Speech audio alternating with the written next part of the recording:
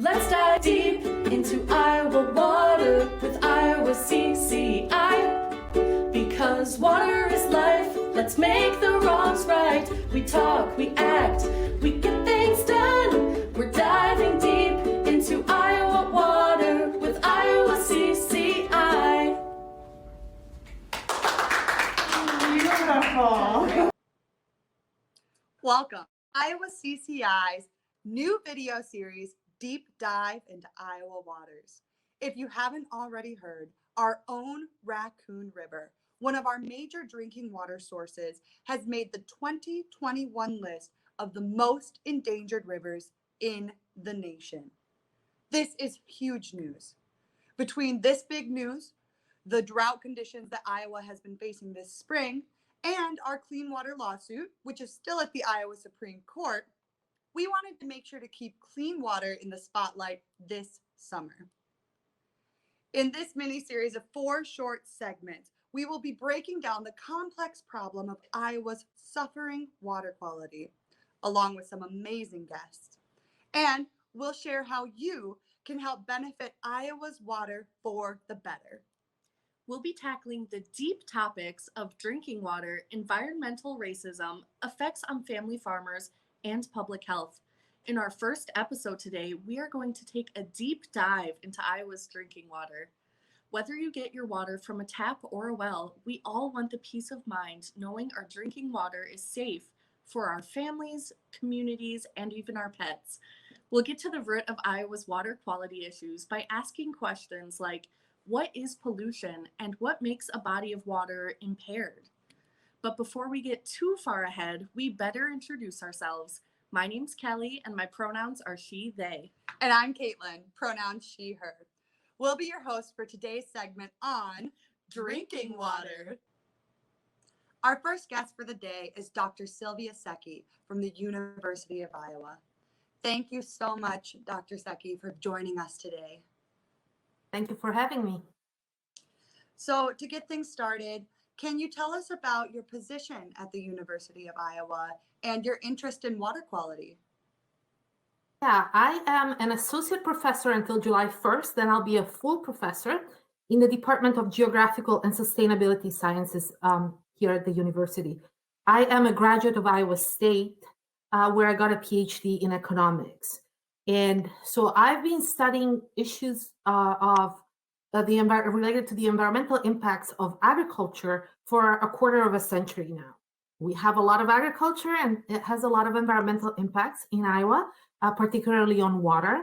And so my interest is both professional and personal because I live in the watershed that I study, the upper Mississippi River Basin, the middle Mississippi. For a little while when I moved to Illinois was my area of research. And I consider myself a geographer of place, and I live where in the place that I study. So that gives me a connection to the natural resources, the problems, the beauty of it as well. That sounds very interesting, and thank you for all the hard work you're doing. So in recent years, the Impaired Waters Report that is always released by the Iowa DNR has been shocking, worrying Iowans that our water quality is getting worse and worse. Let's back it up a little bit. Can you tell us what makes a body of water, a river, lake, or stream impaired? Yes. So this goes back to a mandate.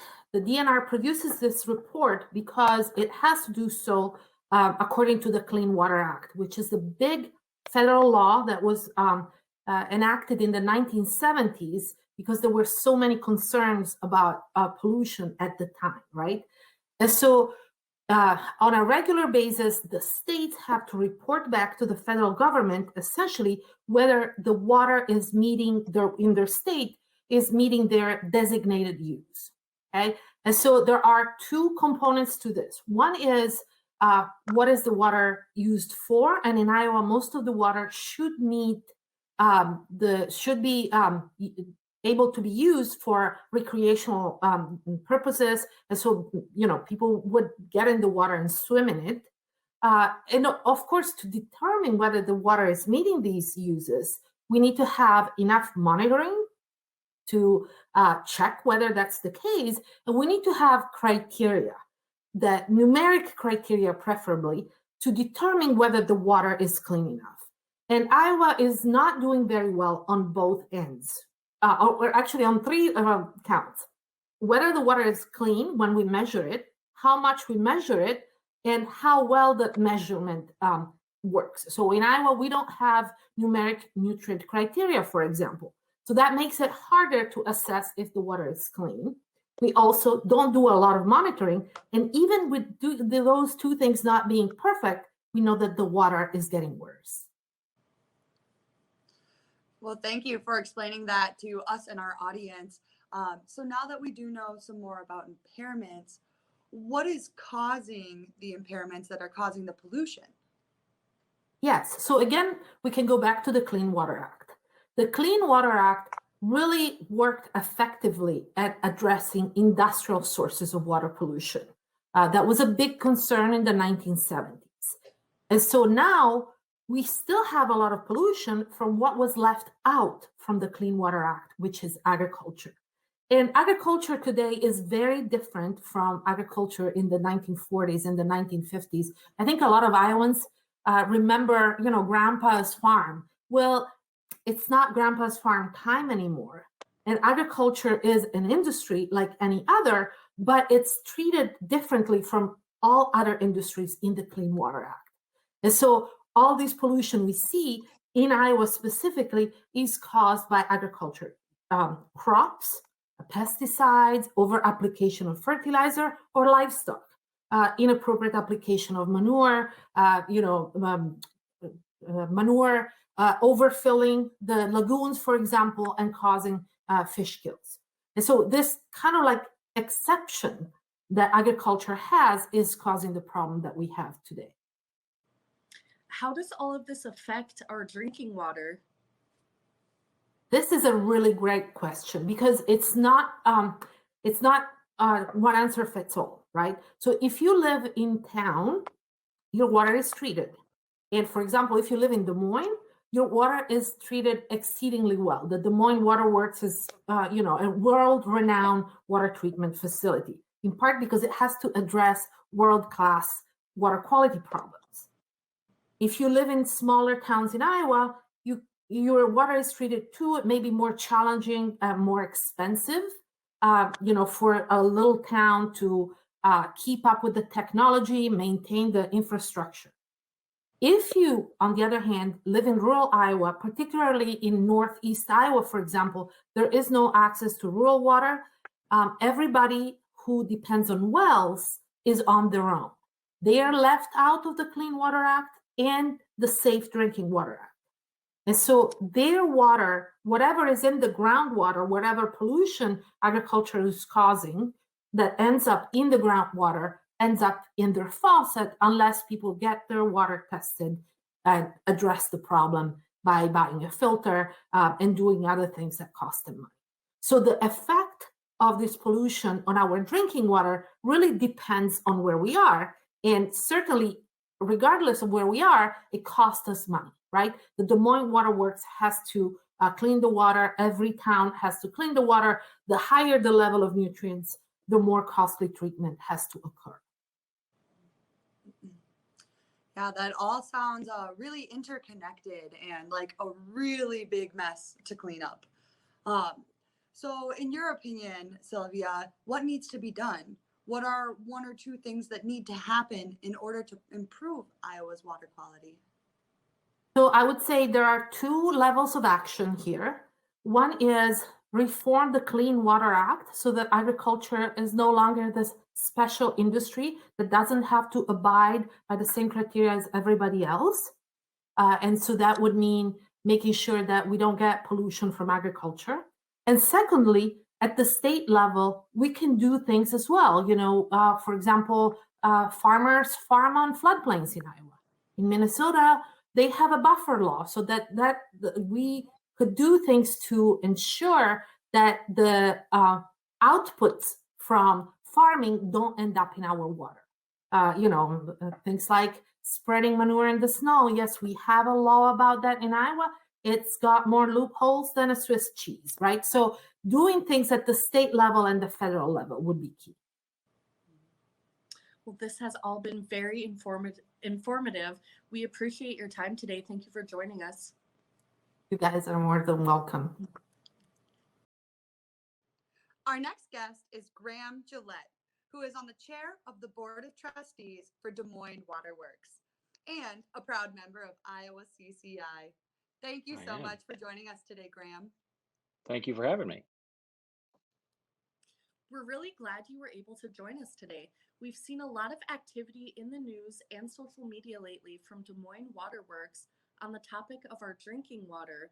A recent headline reads, "Fears of drought, toxic algae will limit supplies as summer water demands explode." Can you give us any insight on what is going on and what people need to know as we go into the hot summer months? Sure. The challenges of producing safe, affordable, and abundant drinking water is multifold. I mean, we have challenges when it comes to microsystems. We have challenges in Iowa when it comes to excess nutrients in our water from fertilizer or from runoff, if you will, from hog and other animal operations. For me, it comes down, the first step comes down to testing. We need to think about testing and make sure that we are testing for the right things in our water. Some of those do come as season, as you mentioned, Kelly, that summer brings on different challenges, but every season has a challenge. And when it comes to testing for Des Moines Waterworks and the other entities all around Iowa, that we make sure we're testing for the right things. In Des Moines, we have a special challenge when it comes to PFAS, which is a chemical that was used in firefighting at military bases around the country. The National Guard here in Iowa used that for decades at Des Moines Airport.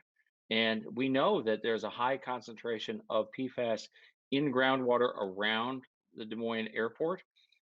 We sought, but were denied assistance from the federal government to test for PFAS. But Des Moines Waterworks went ahead and put in our own wells at about a cost of about $10,000 to test for PFAS to make sure that the concentrations are safe.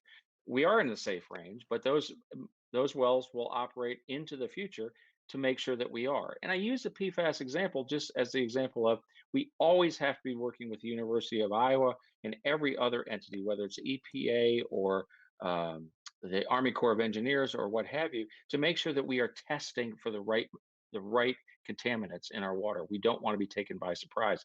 And that's a real challenge, Kelly, that comes whether it's summer, fall, winter, spring, it happens year round. Yeah, that is some awesome knowledge that you've shared with us there, Graham.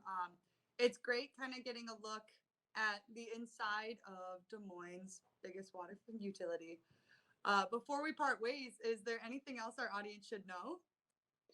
You know, I think as we focus on drought and our worries about drought a few weeks ago, we've had 10 good days of rain and we're not as scared about a drought as we were a few days. But as climate change continues to evolve and we are threatened by ever changing weather patterns and what have you, our rivers, our surface waters that we take our drinking water here in central Iowa primarily from, those levels change all the time and the threats are change all the time.